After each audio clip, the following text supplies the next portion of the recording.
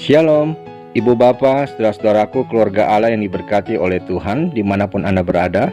Mari awali hari kita dengan doa dan ucapan syukur kepada Tuhan, karena Dialah yang menuntun kehidupan kita setiap saat dan membukakan jalan-jalan hidup kita. Sabda Tuhan yang menjadi suluh dalam kehidupan kita di saat ini diambil dalam kitab 1 Petrus pasal yang ketiga, ayat yang ke-8 hingga ayat yang ke-10 yang menyatakan, "Dan akhirnya, hendaklah kamu semua seia sekata, seperasaan, mengasihi saudara-saudara, penyayang dan rendah hati, dan janganlah membalas kejahatan dengan kejahatan, atau caci maki dengan caci maki, tetapi sebaliknya, hendaklah kamu memberkati, karena untuk itulah kamu dipanggil, yaitu untuk memperoleh berkat. Sebab, siapa yang mau mencintai hidup dan mau melihat hari-hari baik, ia harus menjaga lidahnya terhadap yang jahat dan bibirnya terhadap ucapan-ucapan yang menipu." Demikianlah sabda Tuhan. Saudaraku, gereja Tuhan seringkali mendapatkan berbagai kesulitan, seperti dihina, dicaci, dan bahkan menjadi sasaran kejahatan. Mempertahankan kehormatan dan reputasi kerap kali tergantung dari kecepatan dan ketajaman lidah menjawab hinaan. Namun dalam konteks bacaan kita, Petrus menolak praktik saling menghina, dan saat yang sama ia mengusung slogan, ketika dicaci, jangan membalas, namun berkatilah.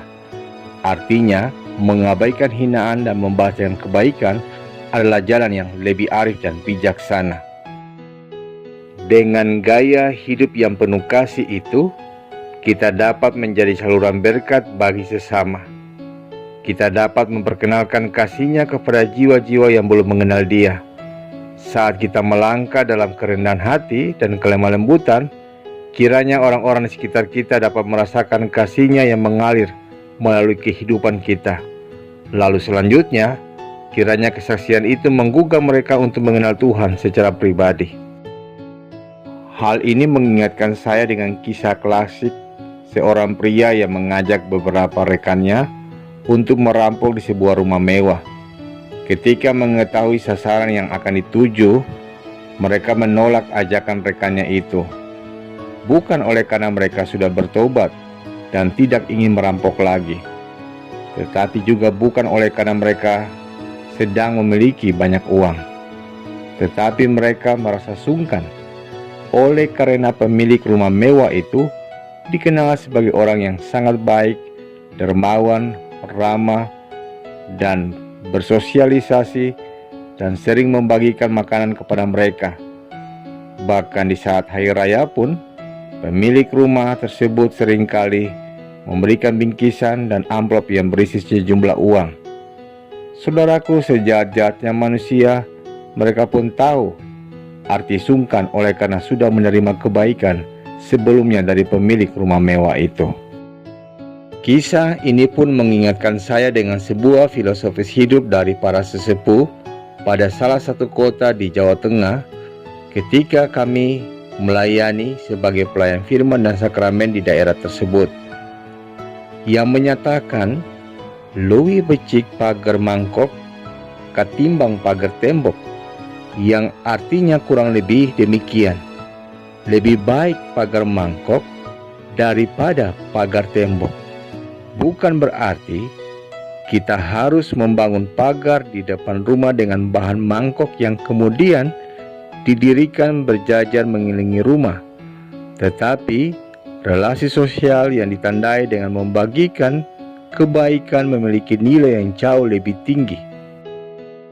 Karena itu benar, di ayat yang ke-8 dan yang ke-9, Petrus secara khusus mengingatkan jemaat untuk memelihara hidup mereka di dalam kasih dan perdamaian dengan semua orang. Artinya, ketika kita sudah melakukan hal itu, di ayat yang ke-13 Petrus mengatakan, "Siapa yang akan berbuat jahat kepada kita jika kita rajin berbuat baik?" Demikian pengajaran yang disampaikan oleh Rasul Petrus kepada orang-orang pendatang yang percaya kepada Allah yang tersebar di Pontus, Galatia, Kapadokia, Asia Kecil, dan Bitinia. Pagar mangkok, saudaraku, sesungguhnya mampu menjadi benteng yang lebih kuat dan lebih aman daripada pagar tembok. maupun pagar besi.